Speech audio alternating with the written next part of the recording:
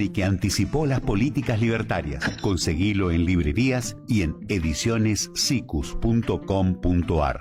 Ediciones Sicus. La buena lectura ilumina. El universo te escucha. Radio AMEP lo hace posible. En el viaje de ida, las valijas cené, con mis mejores ropas y un whisky escocés.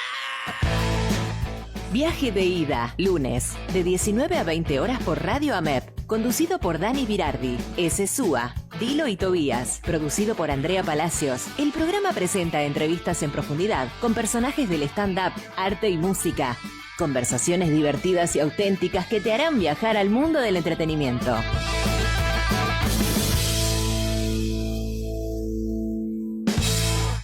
El universo te escucha. Radio AMEP lo hace posible. De tal palo, tal astilla. Todos los lunes 20 horas, un grupo de comediantes del under te traen el humor que necesitas para comenzar la semana. Cada programa, un personaje nuevo. Música, debates, temas sin estructura. Relajá y reí con la familia astillera. Por eso ahora vamos a bailar, para cambiar esta suerte. Empresa pública y Estado empresario en la Argentina.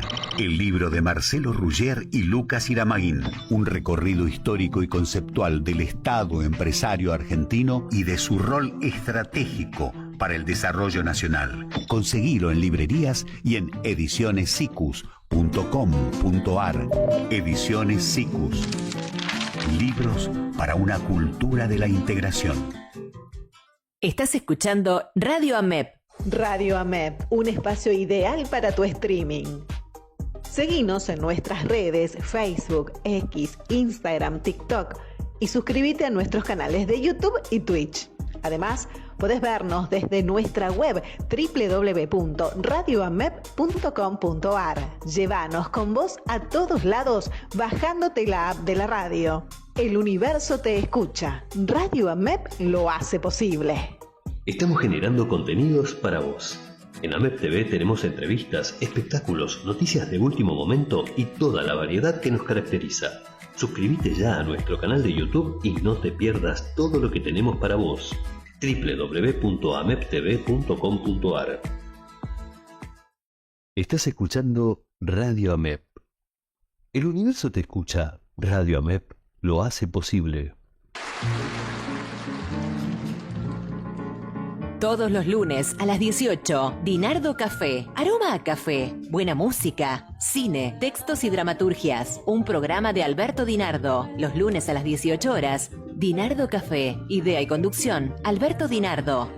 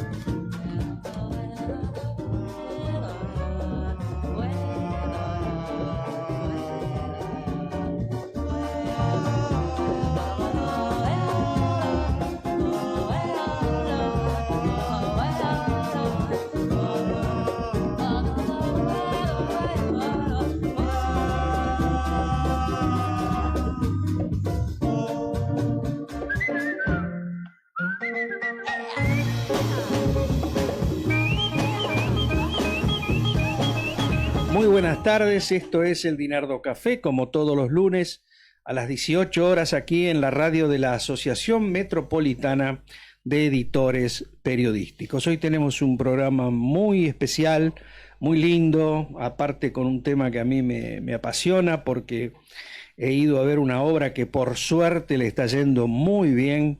Quiero que ustedes la conozcan y quiero que conozcan a los responsables también.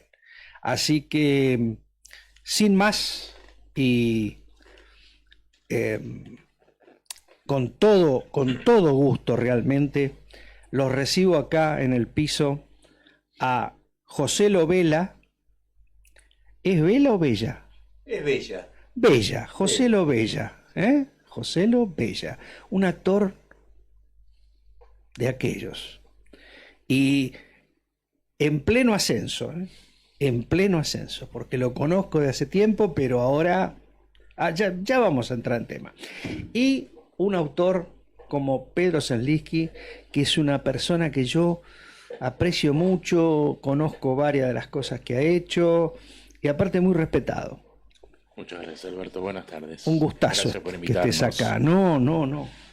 ¿Y sabes qué? Les voy a decir una cosa, esto es que no sé, no lo escucha nadie porque fuera de los 6, 7 que escuchan el programa no lo escucha más nadie, pero quiero decirte que son muchísimos. Yo tengo un termómetro, soy como los curanderos de antes, así. Tengo un termómetro, ¿viste? Una intuición.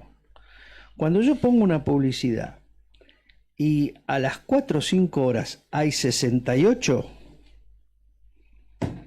es porque la gente del teatro los quiere. Qué lindo. Y eso es lo que pasó con ustedes las tres publicaciones que pusimos. Muy bien. Las 3 publicaciones que pusimos me asombró porque dije, a la pucha, 40, 50, 60, 68, 70. ¿Qué es lo que pasa? Porque es según el cariño que te tiene y el respeto que te tiene en el medio. Qué hermoso. Es así, ¿eh? Es así, está directamente relacionado con la persona. Sí. Yo lo conozco esto, yo hago radio hace 35 años y gráfica hace 40. Así que conozco perfecto cómo es el tema. Claro. No, espera que me saco esto para la foto, me saco esto porque quedo muy bien. El ratón Mickey con esto, por lo menos así. Listo. ¿Ves? Muy bien, ahí está la foto que va a quedar acá. Exacto. Además, con esta energía. Muy bien. Le digo a toda la gente que, como siempre le cuento a los invitados, que nos escuchan, por ejemplo, en Huesca, en Aragón, puntualmente todos los lunes. Quiero que sepan que nos escuchan en Long Island, Ciudad de México, estudiantes de teatro, gente que hace teatro, críticos, gente amiga, argentinos que se fueron a vivir. También nos escuchan en Colombia, nos escuchan en Lima y en todo el interior del país. Qué hermoso. Tenemos gente de nuestra propia asociación de EDIT, del Encuentro de Divulgadores Independientes de Teatro, que hace producción y hace cosas de teatro en Montevideo. Así que esto, aparte de quedar en YouTube, era mentira lo que yo le dije hace un ratito. Hay gente que nos está escuchando. Sí. Un gran puente. Bueno, vamos a presentarlos. Muy bien, muy bien. No sé, no quiero quedar mal con ninguno de los dos. No sé quién quiere primero, ¿no? Lo mismo. Somos lo mismo. Somos iguales. Son los mismos prácticamente. Somos los habitantes. Los habitantes, bueno, perfecto. Entonces, muy bien. Es bien democrático el equipo. Bueno, Pedro Zenliski. Voy a citar algunas de las cosas, porque si cito todo lo que hiciste y todo lo que ganaste, le dejamos 2 minutos después a José. Una que yo recuerdo mucho y que la recuerda mucha gente es Dibujo sobre un vidrio empañado. Mirá, qué bueno que se acuerdan de esa obra. Me acuerdo, y mucha gente, con Francisco Javier, nada menos, ¿no? Tuviste un premio, ¿no? Teatro 21 en el 97, por eso. Y después hiciste La mano en el frasco en la caja en el tren. Sí. Que también tuviste premio. También tuve premios. El informe del doctor Krupp, también con dirección de Francisco Javier, en el Cervantes en el 2003, que la recuerdo perfectamente. Hiciste El corazón del mago en ese lugar tan lindo, ahora reciclado, La Carbonera. Sí, y ahí nos conocimos con Joselo. Ahí te conociste con él, Claro. mirá, qué grande. Por Un amigo lugar común hermoso, un que lugar trabajaba, hermoso. por Pablo Finamore nos conocimos.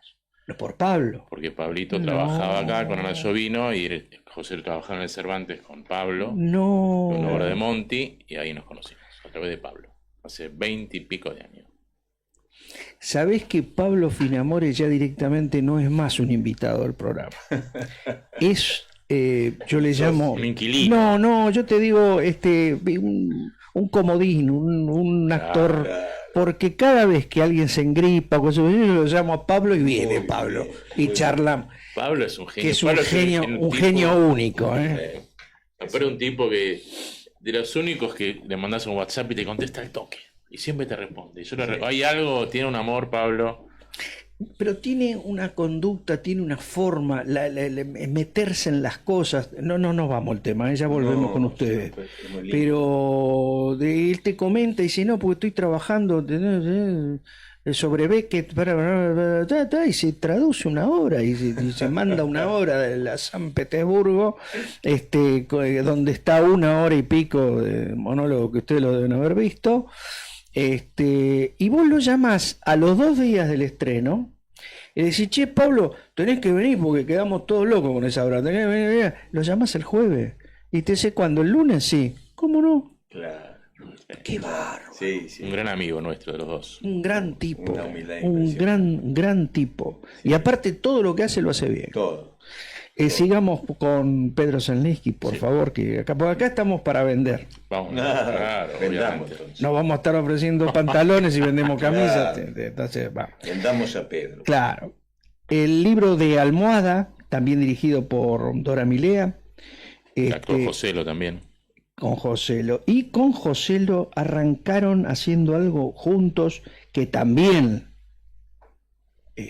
lo recuerdo muy bien, Tomar la Fábrica. Muy bien. Claro. Con Joselo y Ricardo. Joselo, autor también. Sí. Y Ricardo Díaz Maurel, papá de Julieta Díaz. Tremendo actor. En la Sala NUM fue eso, En la ¿no? Sala NU. Después pasamos a la cooperación. A la cooperación. Estuvimos bastante. Nos paró la pandemia, ¿no, Pedro? Sí. Nos Estamos paró- programados en el 2019 y arrancamos 2020, marzo, hicimos una función. Sí, nos iba Y muy bien. después, después la pandemia nos paró. Ahora vamos a hablar del tema ese de la pandemia porque tiene que ver con Sí, claro, con todo esto. los habitantes y con todo, sí, ¿no? Sí, Claro. sí, totalmente. Y después ganaste un premio Argentores 2023. Sí, con una obra nueva que se va a estrenar este año, la va a dirigir Diego Kogan, Ah, en el mirá. Pairó, que vuelve a la dirección. No, Diego, no me digas. Sí, con esta obra, así que estoy muy contento. Contá cómo se llama. Se llama El Diario de Wilda, la obra. El Muy diario bien. de Will. Hermoso. Que creo que tiene vigencia ahora porque es un material que habla de la extracción, de las empresas extraccionistas. Sucede en África una parte, es una empresa extraccionista. Qué bueno. Sucede como en 1800 y bueno, y hay algo de todo esto que está pasando. Bueno, que No me Te digas más revoca. nada porque si no me arruinas el no, programa. no. Vos me Pero decís bueno, 2, 3 cosas de lo que está pasando y la operadora se va de la radio, se corta el programa, nos sacan del aire y listo, ya está. no, perfecto. Pero bueno, esta obra se va a estrenar este año. Se va a estrenar este año. Sí, Y lo nombraste nada menos que a Diego. sí. Que Diego es, ¿sabés cómo es? ¿Viste cuando, voy a hacer una nada que ver con el racismo, pero viste cuando venía la indiada, Sí. quedaba un sargento en el, bueno, Diego está así, está en el Pairó con el kepi y el Muy sable bien. y resistiendo ahí, bien. dice hasta que acá no pasa nadie. Claro. Y él aguanta ahí, Sí, claro. Totalmente. Yo cada vez que me pongo a charlar con él del tema del padre, Sí, Y sí. Claro, me Jaime. pone la piel Claro. de gallina. Sigamos con Padre el señor Diego. José Lovera. Claro. Muy bien. Bueno, tenés una Antígona Vélez, tenés un organito de los Discépolos, Sí, muy bien. tenés un Romeo y Julieta, Julio Bacaro, ¿no? Dirigió eso. Sí. Bueno, Tomar la Fábrica, que es la que Sí. hablamos recién, que ahora me van a hablar específicamente de eso, Sí. porque me gusta por el tema, etcétera, etcétera.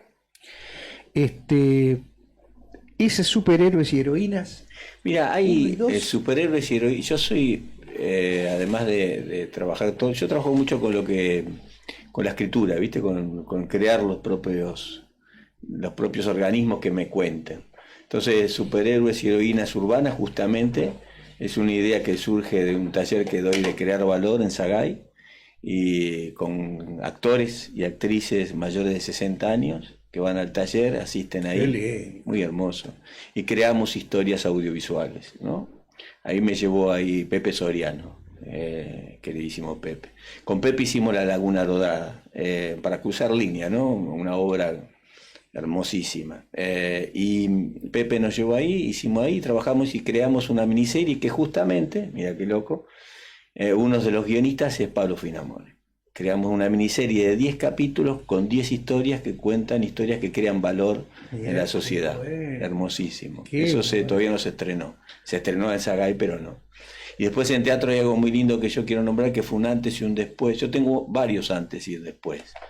El primer antes y un después fue gracias a Raúl Serrano, mi maestro, ¿no? Que yo en su taller hacía un unipersonal que se llamaba Historias de un enamorado. Y gracias a ese unipersonal yo me fui a Mar del Plata, en la Villa Victorio Campo. Justamente el otro día estaba haciendo notas ahí por los habitantes y me acordaba que había estado ahí una temporada. Y Solá, Miguel Ángel Solá, fue el día del estreno, y como me faltaban unas luces, él se subió a una escalera y me puso unos tachos, le puso la celofán y me dijo: te falta esto y esto. Se quedó a ver la obra y después me apadrinó y me llevó a su teatro, el Callejón de los Deseos. En ese tiempo justamente los habitantes volvimos al Callejón de los Deseos. Claro, con los habitantes estuvieron en el Callejón. Claro, ustedes. ahí la estrenamos. Estrenamos ahí en febrero. del año Estrenaron pasado, ahí. claro. En febrero del 25. Sí, Sí. con 30 y pico grados de calor, tremendo. Hicimos las dos. Hay que ser valiente. Así que bueno, no. Y otro antes y un después es, La Beli. Con La Beli hicimos La Hija del Aire, y en el 2005 nos fuimos a España con Pompeyo, Marcelo Subioto, un elenco ahí tremendo, Mamma mía. y haciendo Calderón con texto de... Vos protagonizabas. Y yo protagonizaba ahí con Blanca Portillo. Y ahí quedamos con Marcelo Subioto entre 120 actores. Pruebas de 3 semanas, de 3 semanas de día a día. Pasaron todos los actores y actrices que te puedas imaginar. Y quedamos Marcelo Subioto y yo. Cuando hay una anécdota muy linda, cuando nosotros dos ya nos quejábamos por haber hecho ya varias pruebas, él nos recibe con el libreto y nos dice: ya son parte de La Hija del Aire. Y ese fue un antes y un después. Porque yo creo que ahí aprendí a trabajar lo que tiene que ver con el verso y lo que tiene que ver con una cierta poética que me decía Raúl Serrano que había que poner, que tiene que ver con la identidad del actor. Y ahí no te alcanzaba con ninguna técnica, porque tenías monólogo de 3 hojas y después Blanca Portillo te contestaba con otro monólogo de 3 hojas, paraditos sin moverte. Esa era la obra, ¿no? Subioto y yo teníamos todos esos textos ahí. Y un elencazo era, y Pompeyo también. Y bueno, y ahí fue un bisagra. Yo creo que después de ahí fui a los textos de Pedro en el libro de Almohada, que también son muy complejos los textos de Pedro, saltando el puente entre lo que es sus textos a los textos de Tomar la Fábrica y de los habitantes, es como 2 Pedros, digamos, ¿no? Hay un Pedro a un nivel de su mundo y su casa interna, y otro Pedro cuando se mezcla con los actores. Son 2 cosas interesantes. Las 2 están tenidas de él, pero las 2 están contaminadas del otro. Y yo creo que ahí se potencializa una zona que tiene que ver el trabajo con el otro, Claro. con el salirse del recinto. En el caso mío como actor, lo mismo. Yo no puedo decir que soy autor de Los Habitantes o de Tomar la Fábrica. Somos autores. Porque esto salió con Pedro, lo que creamos en Los Habitantes en el 2005, cuando empezamos a trabajar. Tenemos una línea de acción que es: yo escribo, él escribe, los 2 nos mandamos por mail en el 2005, no nos podíamos mover, yo tenía una lesión en ese momento, no podía moverme. Y eso que nos mandábamos en ningún momento se cuestionaba, ni se juzgaba, sino que se sumaba. Jamás me vi con la intención de modificar algo de lo que él me daba. Ni tenía la necesidad, porque lo que veía y llegaba a mí era superfluo, era inimaginable en mi área y en mi cotidianidad de escritura. Y yo creo que a él le pasaba lo mismo. Por eso Serrano, mi maestro, decía: la poética se construye siempre con el otro. Claro. Y Shakespeare es tan importante, por eso las obras generalmente todas están tenidas de Shakespeare. Los habitantes, Tomar la fábrica, están todas tenidas de Shakespeare, ¿o no? Sí, sí, claro, sí. Sí, hay algo del trabajo en conjunto que es... Bueno, yo tengo esas dos formas de producir o de trabajar, que es... Una son mis textos escritos y otras son textos escritos en colectivos, que tuve varias experiencias y uno va aprendiendo. Claro. Creo que el tema es, lo interesante es cuando se arma una mente colectiva y no hay yo y el otro, hay un uno, es el efecto Lennon-McCartney. Claro. Lennon-McCartney es... Mira, hace 2 minutos iba a decir uno de mis chistes, iba a decir como Beatles. Y cuando estaba hablando José, y es así, ¿no? Es así, es un efecto que se crea en el medio. Cuando es un equilibrio muy delicado. Incluso yo estuve en proyectos en los cuales empezamos así, después cuando uno dice, no, esto es mío, te fuiste a la mierda. Por supuesto. Porque la cosa... Y yo creo que nosotros lo cuidamos mucho eso, y lo cuidamos conscientemente, porque sabemos que el valor del trabajo colectivo está en que la cosa está en el medio, y voluntariamente sabemos que tiene que estar ahí. No somos ingenuos, porque tenemos experiencias. Yo tuve experiencias con gente que un proyecto hacerlo bien y después, bueno, si no, empezás a tironear, esto lo dije yo. Bueno, ya cuando entras en esto lo dije yo, bueno, pudiste haber hecho cosas muy buenas, pero lo que viene adelante es por McCartney, que uno conoce 2 canciones, y los Beatles conoce 100. Pedro está diciendo una cosa que yo hace muchos años, yo le cuento a todo el mundo que los oyentes están hartos de esta muletilla, pero yo tengo 4.500 programas guardados de teatro. Y yo, ¿sabés qué digo? Habitualmente, cuando vos agarrás un programa y dice idea original, parlamento, y el tipo aparece 8 veces. Yo digo, no, viejo, no es así. Claro. No es así, Claro. porque es un proceso de creación. Sí, claro. ¿Cómo haces para saber es así o no? Después, vos tirás determinada sí, cosa y el otro le da forma. Es una manera de producir, también está... Sí. A ver, yo también defiendo, o digo, bueno, yo tengo textos escritos, teatrales, que lo puedo hacer uno, lo puedo hacer otro, Sí, son sí, obras eso es distinto, sí. que es distinto. Ahí, bueno, tenés un director, Sí, o sea, sí, es sí. como una manera de producción. Esta es otra manera de producción, que es una producción colectiva. Colectivo. Que yo creo que lo colectivo tiene esa manera. Yo no sé, si me decís qué mejor, no sé qué mejor. No sé qué mejor. O qué es mejor para mí, que a mí me encanta sentarme a escribir obra de teatro. Y decir, bueno, y le doy 20.000 vueltas, y el texto, y estoy yo en mi silencio. Lo disfruto muchísimo. Yo creo que no hay una cosa que tiene que ser mejor que la otra. Yo creo que lo que nos pasa es cuando uno se despierta con la conciencia del ser que está por encima del ego. Entonces ahí, independientemente, Claro, bueno, independientemente lo de fundamental que, es eso, claro. independientemente de que estés solo y lo escribas solo o lo hagas en comunidad, el tema es qué haces vos con tu ego. Para mí radica todo eso. Para mí mi filosofía de vida de crear valor, que hace 20 y pico de años que la ejerzo primero en mí y después en los demás, que es lo que hacemos en Sagay, en La Nube, en Adrogué, tiene que ver con eso, con construir a partir de lo que te pasa, ¿no? Y en general siempre a través del dolor, de la dificultad, del miedo. Esta obra nosotros la creamos en pandemia, atravesando el medio, el miedo. Fue en la época de pandemia, ¿no? Nosotros empezamos en el 2005 con Pedro, gracias a Pablito Finamore, que nos juntó, mira cómo todo cierra en el cuento, que dijo, ustedes se tienen que juntar, con otro proyecto que quedó ahí, que algún día lo vamos a hacer, también maravilloso. y que sobre Coriolano también, sobre Coriolano. viendo a Shakespeare. Sí, que tenemos un trabajo pero enorme ahí. Mi hijo se llama la obra, ¿no? Sobre Coriolano.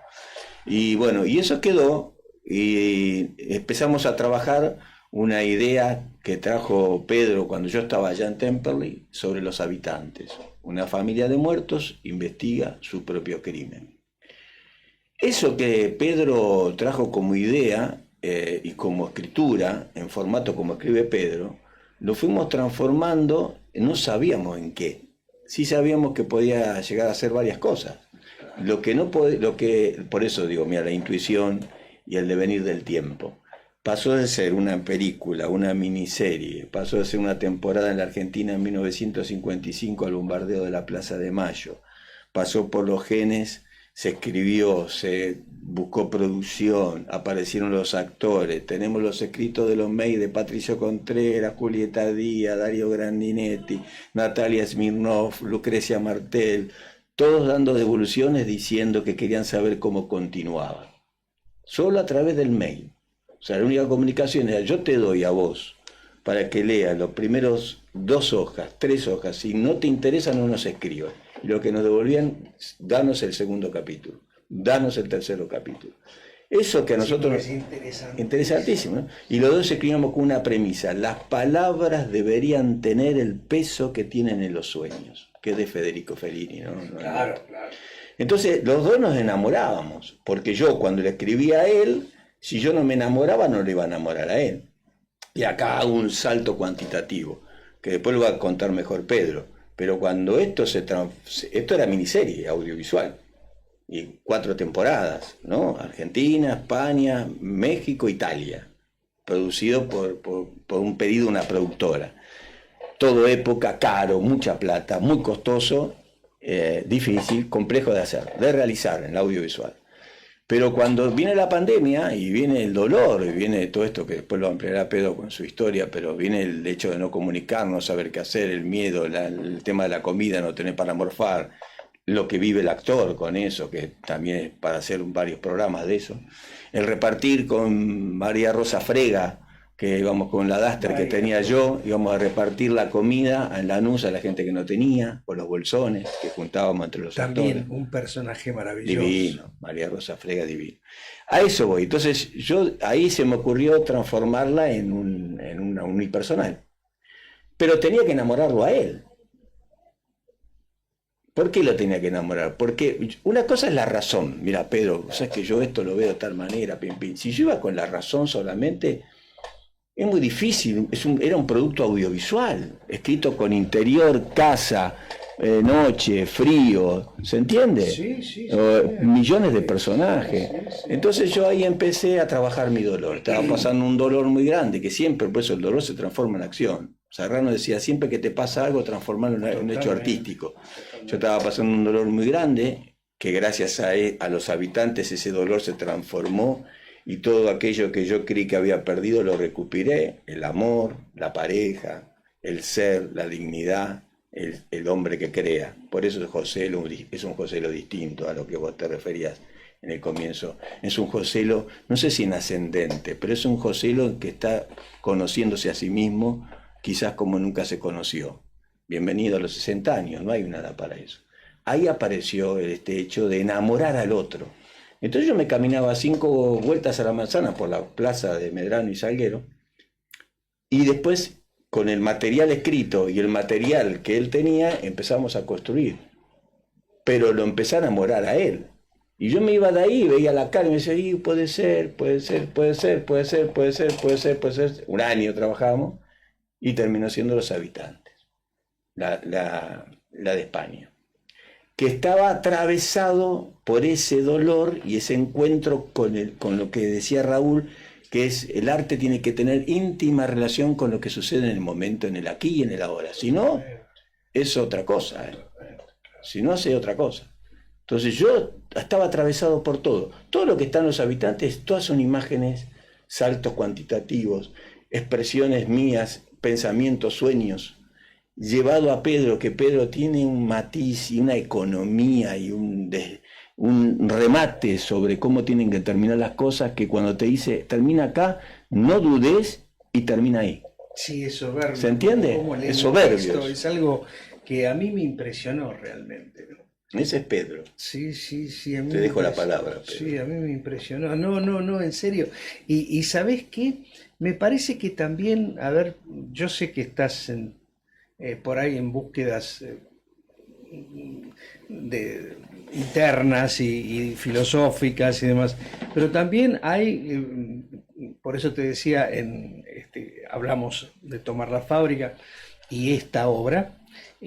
Por la gente que aparece y por un montón de cosas, también hay una posición ética, ¿no? Una posición, vamos a decirle, política, una decisión de una mirada sobre la historia muy especial, tomando bando inclusive, ¿no?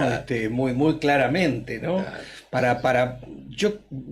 Me pareció una cosa de plantarse la obra, los habitantes. No sé Sí, si- totalmente. No, es que este es un momento para plantarse, no hay vuelta, incluso hay un texto que dice Josero en la obra, que lo hizo el personaje de Carmen Luna en contra del fascismo, y que nosotros lo sacamos de un texto, de un video que decía una militante cuando hubo una reunión de Vox y todos estos fachos en España, y ella hablaba de eso, decía ahí, ¿querés decirlo, Josero? Ella decía, hay asuntos con el filo de un cuchillo y son urgentes. Si no salimos a la calle a plantar cara contra los fascistas, los ultras y los violentos, ellos avanzarán sobre nosotros rodeados del silencio de los tibios. Necesitamos, y es urgente, que nos pongamos enfrente, que pongamos el cuerpo y la voz contra ellos. Y ahí salta el queridísimo Antonio Machado y dice, mujeres como Carmen Luna es lo que necesita la República, mujeres que pongan el cuerpo y la voz y contra ellos, no como los señoritos burgueses, y acá hacemos una cosa de aquí ahora, que se burlan, que se borran, no se esconden ni huyen, se borran. Es maravilloso. Acaban de escuchar parte de la obra, a los oyentes. Sí, Qué y maravilla. esto es absolutamente actual, o sea, si uno ve a Estados Unidos, Minnesota, todo bueno, es eso. Es pararse, poner el cuerpo frente al fascismo, que avanza y que lo tenemos acá, que está dando vueltas, pero que hay gente que está poniendo el cuerpo y la voz. Nosotros somos uno de ellos, y yo creo que el arte, bueno, es muy interesante. La antena, como dice Charlie, ¿viste? Yo tengo una antena que toma lo que decís. Bueno, hay algo de eso, de lo que uno capta, Claro. y el contacto con el aquí y ahora, y el tomar posición. Contémosle a la gente que aparece Machado, pero aparece Lorca también Sí, en sí, la aparece obra. Lorca. Digamos, no es casualidad todo cómo está hilvanado eso. Claro, ¿no? la obra sucede, una gran parte de la obra sucede en 1936, durante la Guerra Civil Española, en el comienzo, y bueno, y aparecen estos personajes, aparece Lorca, aparece Machado, aparece Carmen Luna, que es un personaje desconocido que encontró Joselo en la búsqueda para escribir esto de la miniserie, que es una feminista, un personaje hermoso, muy interesante, de un pueblo de Utrera, asesinada, como muchos, por el franquismo, con un nivel de crueldad tremendo. Y bueno, nosotros lo tomamos como uno de los personajes de la obra, ¿no? Porque vos sabés que lo que nos atrapó a Pedro y a mí mucho, cuando, viste esto de lo que te mantiene en vilo, ¿no? Yo siempre el otro día me tocó hacer algo muy complejo, no es esto que estamos viviendo ahora, que esto tiene que ver acá en este aquí presente, Alberto, donde uno puede entrar realmente en la conciencia desde la paz. El otro día yo viví un hecho que realmente fue complejo, o sea, que estuve en el Teatro Telón Abierto, en la Villa Vittorio Campo. Era maravilloso, estaba lleno de gente, pero vos sabés que vos te parabas frente ahí y decías, ¿cómo es esto? Lleno de periodistas, lleno de gente, toda la gente de todas las obras de teatro en el campo abierto, y los micrófonos y los periodistas que pasan y cruzan y te agarran y te llevan para acá y te llevan para allá, con música electrónica. Entonces, en un momento yo me vi metido en esa música electrónica. Y me vi hablando como un personaje. Y entonces después me miraba y decía, no, este no soy yo. Acá no habité nada. Y eso tiene que ver un poco también con el ser. Porque yo dije, acá me dejé ganar por la burguesía. De verdad lo digo y hago una metáfora, porque yo me hago un estudio todos los días de las cosas que digo, hago y pienso. Y yo lo charlaba con la chica de prensa, le digo, no puedo así. Me dice, y entonces empecé a parar la pelota y empecé a tener un ritmo que no es el ritmo de los demás. Claro, te quieren matar las personas, porque todo televisivo era. Totalmente. Y acá voy a esto, ¿qué es? Carmen Luna era una militante que lucha por los derechos de las mujeres campesinas, ¿no? Y ella viajaba de Utrera a Sevilla a comprar la verdura que luego vendía en la Plaza del Abasto. Y ella hacía los casamientos libres en el 36. Casamientos libres, contémosle a la gente, que eran los casamientos que hacían los republicanos, claro, y que no había, pues hacía hombre con hombre, mujeres con mujeres, eso no tenía, en el 36. Y Franco y Queipo del Llano, que era el segundo de Franco, se ocuparon de dejarle muy claramente al pueblo de lo que se iba a hacer con las mujeres o que tomaran estas acciones, ¿no? Y hicieron algo que no lo vamos a contar para que cuando lo vean, pero que nosotros un poco lo poetizamos, porque si realmente lo hacemos como fue, es muy fuerte. Muy duro. Muy duro, es muy duro, la realidad supera totalmente.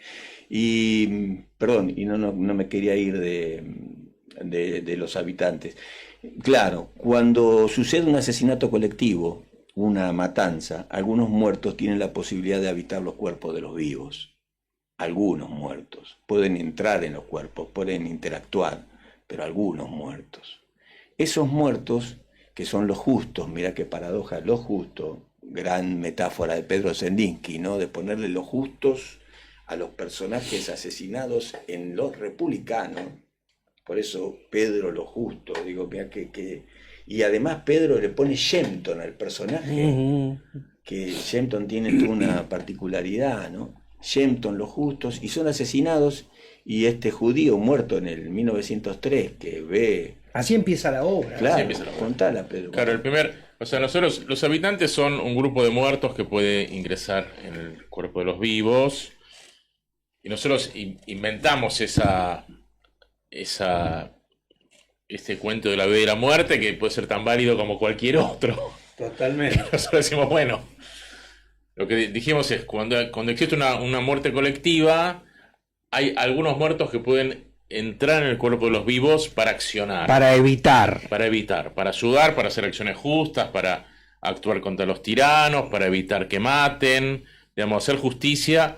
Pero sucede cuando existe eso, digamos. Entonces nosotros partimos de un pogrom en Rusia. En 1903. En la ciudad de Kishinev, donde aparece el primer habitante, que es Isaac Shemtov, un judío asesinado en un pogrom de los cosacos. Y Shemtov significa buen nombre en hebreo. Hay un personaje de un sabio judío que se llamaba el Baal Shemtov, que quiere decir el dueño del buen nombre. Es un justo. Entonces, bueno, hay algo ahí de que los que pueden entrar son estos personajes que son justos, son los que ingresan para habitar y para tratar de modificar la historia y para accionar. En este caso, en la primera historia que aparece en Rusia, está este Shemtov, que es asesinado, y paramos ahí, no contamos más. Sí, no contamos más. Muy bien. Además, sí. Escuchen, además carpintero. Carpintero. Claro. Por casualidad, carpintero. No, casualidad no, pero sí una cosa muy personal, que es que mi abuelo y mi padre eran carpinteros. Qué grande. Sí, que tenían una carpintería en la calle Camarones. Eso. Hermoso. Claro. Hermoso. Aparte muy poético, ¿viste? Yo veía a la gente, yo la obra la vi en el Betanzos. Betanzos. En Betanzos. Y es un vicio profesional que tengo. Le miraba la cara a la gente. Y yo, viste que yo generalmente llevo unas cositas así como esto, y hago así que sea en la oscuridad, pero pongo una palabra, y de ahí me voy guiando después, ¿no? Yo le miraba la cara, fascinados. Y les voy a decir una cosa, ustedes que saben 1000 veces más que yo, no era un público específico teatral. No. Quizás dentro de los que ustedes están acostumbrados era un público bien, vamos a decir, bien popular y variopinto, ¿no? Sí. Para que los tengas así es porque la gente quedó desde que arranca con el ruso de 1903, la gente quedó tac, así. Y yo miraba y era increíble, pero distintas edades, viste que te das cuenta de todo, desde la edad, la condición económica, todo, te das cuenta de todo. Si vos observás un poquitito, te vas a dar cuenta de todo. Estaban todos fascinados con la obra. Yo dije, a la pucha. ¿Sabes por qué? Que también, se lo estoy contando a Zenlis, que tengo amigos que en la semana me van a cargar toda la semana, pues yo les estoy contando a ustedes las cosas. Vos las viste, vos lo ves de afuera. Pero yo lo veo de afuera. ¿Sabés qué? Tiene doble mérito. ¿Por qué? Tiene doble mérito porque cuando vos lo juntás en el callejón a los que vemos 150 horas por año, como vi yo en el 25, y es todo más previsible y es casi seguro porque además fuimos porque te queremos ver y porque queremos escuchar porque hubo 20 que nos dijeron anda a ver Los Habitantes. Claro. Acá no. Claro. Entonces el salto mortal es más impresionante todavía, porque para que la gente quede así impactada es porque tiene poesía, y aparte estás hablando, esto ya es prácticamente de peluquería de mujer, ¿no? Bienvenido. Sí, es un entremés. Lo estás mostrando, como me dijeron varios en esta semana cuando puse las publicidades, lo estás mostrando con todos los personajes hechos por un solo intérprete, casi sin escenografía, fuera de una silla y una bandera. Sin luz casi. Casi sin una gran parafernalia de luz. Y con un mameluco azul. Mameluco azul que yo, dentro de la mínima inteligencia que tengo, algo tiene que ver con la guerra civil. Sí, tiene que ver con Lorca. Tiene que ver con Lorca, tiene que ver con su grupo, con la barraca, y tiene que ver también, eso se usaba muchísimo, lo usaban mucho los anarquistas. También. Entonces, es muy impactante. Entonces, con todo lo que te acabo de decir, que la gente quede fascinada, porque la gente queda fascinada cuando vos ves 20 personajes bailando arriba en un escenario y los trajes son una especie de comparsa brasilera, entonces claro, la gente queda así. Claro. No, esto acá tienen que lograrlo con eso, y como dijo bien Pedro, lo de las luces. Sí. Sisca decía, el iluminador, una vez me decía, fui a Alemania y me hicieron pasar a la isla de arriba. Eran 8.400 botones, 32 cosas, 39.000 faroles. Y me dice, ¿cuál va a usar? Y le digo, este y este. Y dice, ¿cómo? Y lo demás, claro. no lo voy a usar. Claro. Por lo que vos decís, sí. A veces con una luz. No, a veces, claro, aparte nosotros tenemos un poco dos situaciones. Una, cuando estuvimos en sala, ahí hay una pequeña puesta de luces. Sí. Hay, o sea, que la hizo Leandro Orellana, con una idea también, de decir, pocos cambios, tranqui, pero hay apoyo de luces, hay unas cosas que funcionan muy bien, que así lo trabajamos en NUN y en el Callejón. Pero allá en el Betanzo no lo tenía. No, y ni en Betanzos, ni en Mar del Plata, ni cuando vamos a lugares, hacemos una planta que no se mueve. Sí. Y a mí me encanta también. Porque es más, hasta te diría el espíritu del material, incluso cuando lo trabajamos, tiene algo rústico, tiene algo que yo decía, yo no quiero un programa, no quería el papel de ilustración, quiero un panfleto, quiero una silla. ¿Pero qué silla? Nosotros tenemos una silla... La silla no es una silla ejecutiva. No, la silla la compramos en el Mercado de las Pulgas, era una silla del Palacio de la Papa Frita. Claro. Qué bueno. Arreglada. Claro, Qué y bueno. entonces tiene una condensación, Qué viste, de bueno. cantidad de gente que se sentó ahí, unas horas vari, unas horas churrasco y lo que sea, que para mí es muy importante la condensación en el teatro. Para mí. Hay habitantes ahí en la silla también. Hay habitantes, claro, la gente que se va sentada. Y él está con el mameluco, pero no está con zapatos charolados ni, No. ni con zapatillas modernas, ¿no? No, es uno por seguir, claro, por ser. Él sí. Sí. Está muy bien logrado. Bueno, ahora lo que sí se le escapó un poquitito el ego a Pedro, que dice, tuvimos en Mar del Plata. En Mar Pero del me Plata. parece bien que se le escape un poquito. En Mar del Plata- Estuviste en Mar del Plata presentando la obra, tenés que decirlo. Sí, en Mar del Plata nos pasa algo, no, porque todavía falta una función, pero nos El pasó- 25, sí, ¿no? Muy bien, el 25. Toda la gente que está escuchando, el 25, Mar del Sí, Plata, 25 de aprovechen enero. para sacar entradas porque están quedando pocas, por suerte. No, lo que nos pasó con Pedro fue que cuando nos pasó algo muy nuevo en Mar del Plata. Fuimos al Teatro del Séptimo Fuego. Viviana, divino ser, yo no lo conocía a través de los actores que me habrían hablado, pero como en todos los lugares donde vamos, acá nos pasó, hicimos las dos, con unos zapallitos al ajo con limón que cocino yo, entre medio para la gente, un vasito de vino. Entonces sucedió algo diferente, nuevo, como sucede siempre, pero que tuvo una connotación muy fuerte. Yo me di cuenta cuando terminó la primera parte y algo que no sucede, que no me sucedió antes, que irrumpe el iluminador y viene, entra y me pide permiso y me abraza y se pone a llorar. No voy a decir las palabras que dijo porque sería el ego, pero digamos, Qué me va. acuerdo para mí.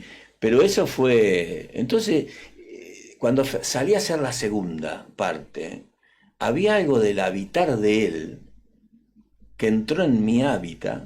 Por eso hablamos de habitar, ¿no? Que esto es con el otro. Que yo entré a hacer la segunda parte y yo creo que he habitado por todo su ser y por todo lo que ya veía de lo que estaba pasando en esa función.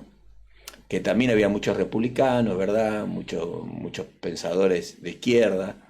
Pero también estaban los críticos de Estrella de Mar y los de Vilches, estaban todos los premios, era una jornada grande, mucha gente. Algo de eso yo creo que tiene que ver con esto que uno primero tiene que habitarse para poder habitar a los demás, ¿no? Entonces, abrazar la incertidumbre. Yo ese día abracé la incertidumbre, es decir, no sabemos nada, ¿viste? Hay que entrarle al presente. Y está tan bien escrito que si le entras al presente no entra más nada que entrarle a ese presente de lo que cuenta esa historia de ese ruso que le pasa eso. ¿Se entiende? Se entiende. Y ahí empiezas un viaje que... Como ese Pompeyo, ¿viste?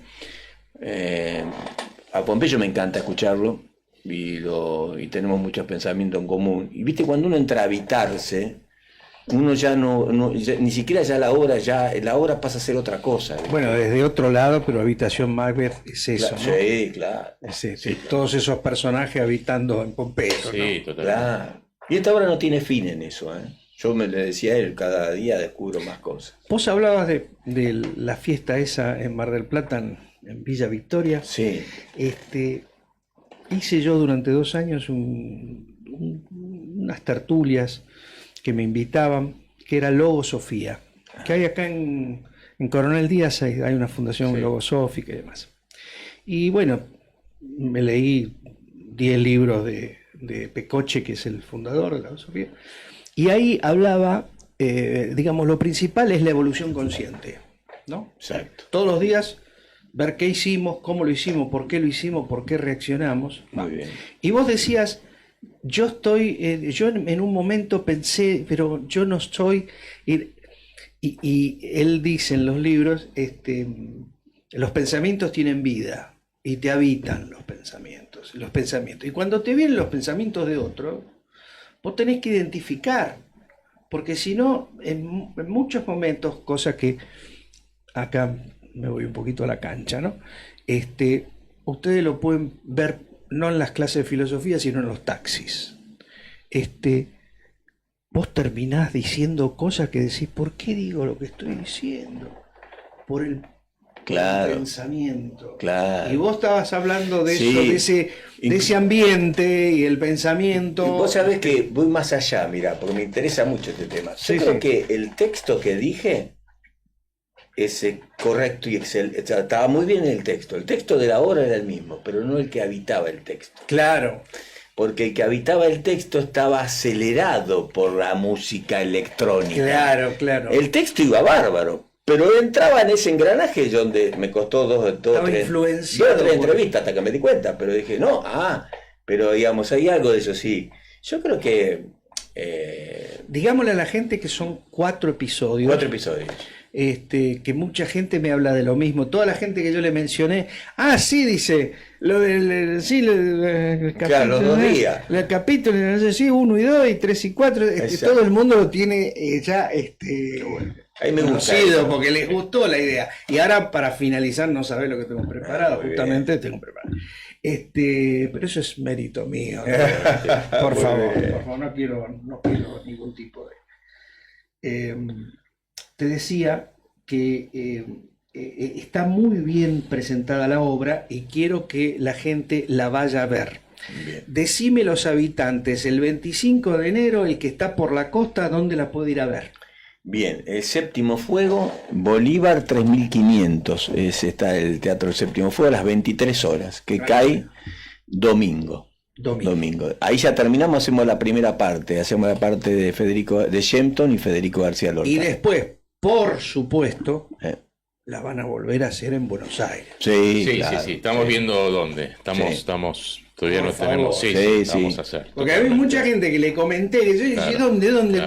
¿Cuándo? Le digo, espera que a partir de marzo es muy posible, ¿no? Sí, algo bueno, esto del ego, pero bueno, ganamos premios con la obra a fin de año. Y eso también movió. Gente que dice, quiero ver, o sea, como que sí, estamos, ahora nos vamos a juntar con José y le vamos a definir algunas cosas. Pero la idea sería... Tienen que hacerla, Sí. Y yo, mis compañeros del jurado de premios al Teatro Independiente, todos, menos 4 que la vieron, todo el resto me pidió, por favor, la quiero ver. Qué bueno. Y es muy bueno eso, porque vienen los premios muy bien. En noviembre otra vez, ¿no? Claro. Muy bien. Sí, vamos a volver, seguramente. Nosotros el formato de... A ver, tenemos algunas salidas ahora también, pero yo creo que el formato de sala es muy importante para este material. Claro. La sala, que la gente venga, que se instale. El formato sala tiene sus temas, hay que mantenerlo. Sí. Ya vino gente esta función. Bueno, ahora hay que trabajar para que venga gente la que viene. Ya hay un caminito para hacer este año que fuera de lo que es la sala, que vamos a hacer Uruguay, vamos a hacer está el camino a realizarse España también, por supuesto. Claro que sí. Y más ustedes que los dos tienen relaciones con España, ¿no? Porque los dos estuvieron allá, los dos ganaron cosas. Sí, la idea es sí. Bueno, totalmente, vamos a ver qué pasa. Gracias por haber venido, José Luis. Te voy a pedir una última gauchada, la del estribo. Sí. Yo puedo hacer un aviso y un pedido. ¿Cómo no? Claro, esto se cobra aparte. Se cobra aparte. Sí. Estamos buscando a alguien que nos dé una mano con el tema giras, con el tema... Perfecto. Que nos dé un cierto soporte también de producción. Claro. O sea, necesitamos también algo que nos ayude a darle más movimiento al material. Qué bueno. Entonces, si alguien se quiere comunicar con nosotros, con Alberto, con los habitantes por Instagram, a nosotros por Facebook. Bueno, estamos... Porque es un producto, una obra realmente para que llegue a la gente, ¿no? Sí. Incluso las giras por el interior y demás. Muy bien. Así que bueno, gracias Pedro Sanlisky. Gracias. Muchas gracias por haber venido, pero ¿con qué lo terminamos? A ver. Terminamos, escuchen allá, por favor, atentos. Terminamos con 1 minuto de lo primero que decís en la obra. Bien. Los habitantes. Miniserie. Primer capítulo. Shempton. En la ciudad de Kisniev, en Rusia, en 1903, viven Isaac Shempton, carpintero judío, y su mujer Ruth. Interior. Día. Casa de Shempton. Lo primero que vemos es a Ruth, que sale de la cama recién despierta con un camisón transparente y está envolviendo un pan que el marido se va a llevar al trabajo. Shempton detrás, mientras la mira hasta la tela transparente, y ella dice, ¿vas a venir temprano hoy? Y él mirándola sin dejar de mirar su cuerpo dice, tengo que terminar un mueble. Y ella, tengo algo que contarte. Y él se acerca, apoya su mano sobre la tela transparente del camisón. Ella siente la temperatura de la piel entre la tela y ella se da vuelta, lo besa. Él la mira y le dice, estás embarazada. Corte. Muchas gracias. Muchas gracias. Melina, hasta el lunes. Gracias por todo. Gracias. Muchas gracias.